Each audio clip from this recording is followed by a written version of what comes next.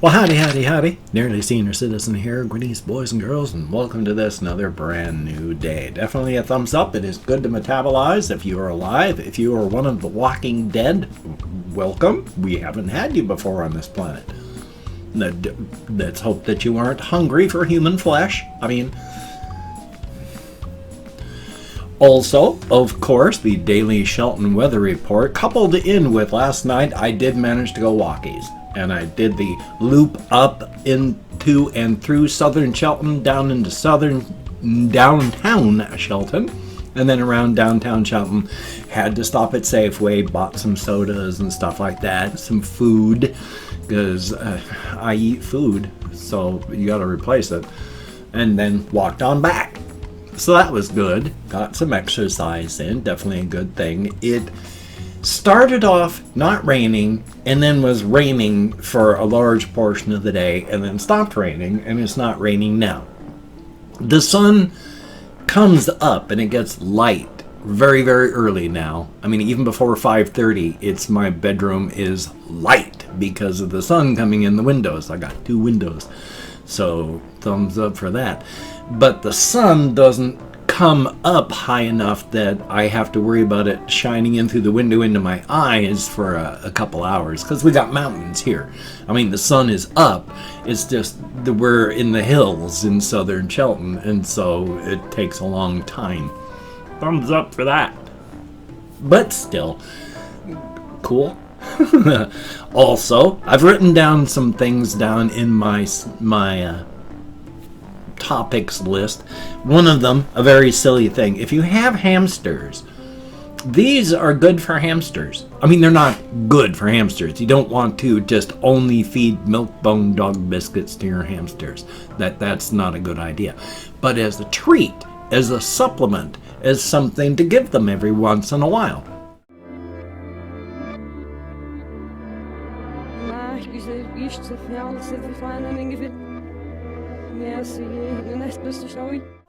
It's a good thing to do, and they love them. So I've got a couple dog bones, and every couple days I break them up and then I scatter them around, and the hamsters absolutely love them. And they love peanuts. In fact, shelled peanuts, non-salted shelled peanuts, are excellent for hamsters because it gives them something to do before they actually eat. Instead of just eating, they got to chew their way through the shell, and that's really, really good. So definitely a thumbs up. It helps keep their teeth worn and trimmed because they always got to chew. They're rodents, their teeth are always growing. But I just wanted to mention that because it's a very, very good thing. Definitely a thumbs up. My kitty is in the window. You don't get to see her very often, and I'm sorry about that. She's cantankerous and she's old, so if I go to pick her up and she doesn't want to be picked up, if it's not her choice, she gets pissed. And if she's sitting in my chair on my lap and I lift her up so that the camera shows her, she's going to get pissed because she was comfortable and then jump down. So I don't get to show her off very often. But she's alive and healthy, and periodically you can see her when she's trying to use the cat box down here. So, she's wandering around in the background, but she's a cat. She doesn't stay on my lap all the time. No, she'll be on my lap for a few hours every day, but then she'll be in the window, sleeping on the floor there, sleeping on the floor just wherever, or climbing into a box, or just doing cat stuff. So, thumbs up for that. Oh yes, and I mentioned before the other day how I'm having a lockup problem with my computer, and I don't know that it's a Windows issue because, excuse me, I'd mentioned before how last week by this time, I think, about 3 or 4 minutes after my computer had finished booting up, I was using it and then boom, complete lockup. That sometimes happens, so I turned it off and then turned it back on. It got to the welcome screen for Windows and then locked up. So that was great. Turned it off, turned it back on. It got to the power on self-test and locked up. And that was the first time that had happened, and it wasn't good. But it had been playing nicely since I mean, still locked up once or twice. This morning, locked up. Like 4 minutes after it was all loaded up and things were running, I went to reply to somebody's comment, halfway typing through a comment, and then suddenly, burp, and had to turn the computer off and then turn it back on, and then it loaded up and it started doing things again, and then it locked up, and then it locked up during the self-test again, to the point that when I turned it off and turned it back on, it went into the self-diagnosis repair with blue screen, not Windows, the actual Asus motherboard thing, going, we need to fix stuff for you. So that was joyous. I don't know what's happening. I don't know if it's a Windows problem or a hardware problem or what. So, but it's joyous. So we'll find out, I imagine. And of course, Potatotron, if you are watching, my sincere apologies. I'm going to get a cheap, well, a phone onto my Amazon wish list. I am so sorry. I've been having sleeping issues so much and just executive dysfunction because of the anxiety of everything that's happening. I'm really trying. I'm trying my hardest, I promise. It doesn't help me to not do these things, so I am trying. But the last scheduled thing that I have written down is American politics. I don't know if you're an American, U.S. citizen. I mean, if you're an American, that you could be Canadian and Mexican. You're North American. What I mean is, if you're a U.S. citizen, you may have seen the latest push from the one half of the government where they're just saying that all of this happening in the world, everything happening, and here's where it falls apart. What's happening is just, it's a Democratic hoax because they don't want the president to hold rallies. And unfortunately, when you spout this stuff on a certain network in the United States, the people that watch this network don't do fact-checking, they just believe. They have drank the Kool-Aid and they just believe. Which is bad, because they've also done studies on people that watch this certain propaganda network versus people that don't. And people that watch that network actually have a much, much less cloudy and inaccurate view of the world than everybody else who doesn't. So it's like when you watch it, you're actually less intelligent. Not less intelligent, but you're less informed than if you weren't watching them. So, thumbs up. But we've already got half of these people, the big old base there that believes this is all a hoax. So they're pushing that, yep, it's just a Democratic hoax so that the president can't hold rallies.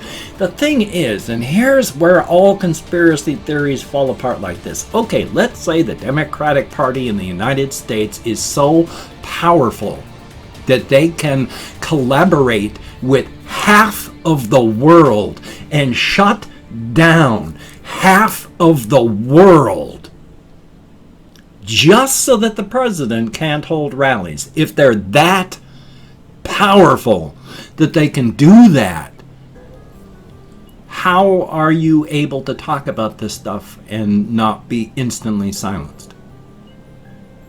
If they're that powerful, why are you even trying to fight? Because this is a group that behind the scenes telling nobody can shut down half the world just so that one person can't hold rallies. Why would you want to fight that? Do you think that they wouldn't want to just eliminate people? And if they're that powerful enough to do this, do you think they couldn't just take out whoever they wanted, even a president? It all falls apart. It's a house of cards. It's a castle made of sand. There's nothing to these. Most conspiracy theories fall apart that way. It's like, if these groups are so powerful that they can manipulate 99% of the world and wipe out anyone that disagrees with them, how come you guys have a public network? How come there's all these other things that are happening? It falls apart under scrutiny, but then that's also part of the point. When you're inside of the echo chamber, you don't see any of the issues. So I sort of drifted from politics over to just general issues, and I don't like talking about politics because it's divisive, but I've tried to be vague enough because it's not really a left versus right or an us versus them. This is just an issue that's happening. It's the sort of thing that's happened since forever. It's just right now with everything that's going on, it's all piled up and everything is worse than it would be. Or at least that's my story, and I'm going to stick with it. Now, today as well, I have to call up the dental center to find out what their status is. I don't think it's going to be really wonderful, but then by that I mean, open and running and such. But while things are still largely shut down, I mean, it's like in the beginning at the local Safeway, they had one entrance. You went in and people were there and they were disinfecting all the carts. Now there's just both doors open. They don't even bother. The people just grab carts, push them around. They don't disinfect anything. So it's being taken seriously, but it's not being taken seriously. I mean, when I'm going out, I'm wearing my mask. And maybe 8% of the people I see, maybe, only in stores are wearing masks. So,